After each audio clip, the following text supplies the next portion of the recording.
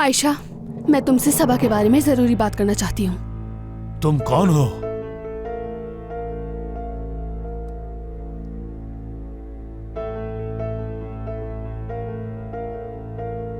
यकीनन ये उसका पागल शौहर ही होगा।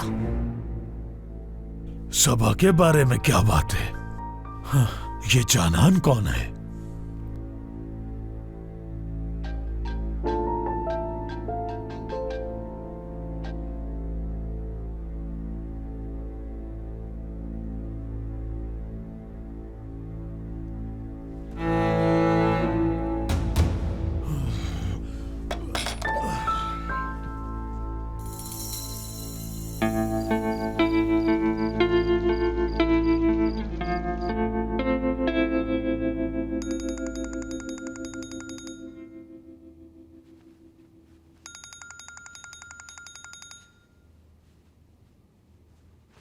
हेलो बुराक, ये तुम ही हो ना?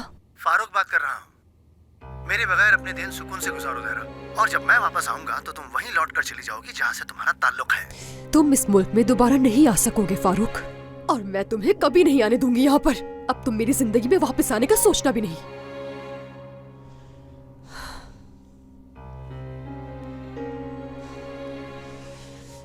तुमने मेरी जिंदगी बर्बाद कर दी है, इसका हिसाब लूंगी मैं तुमसे।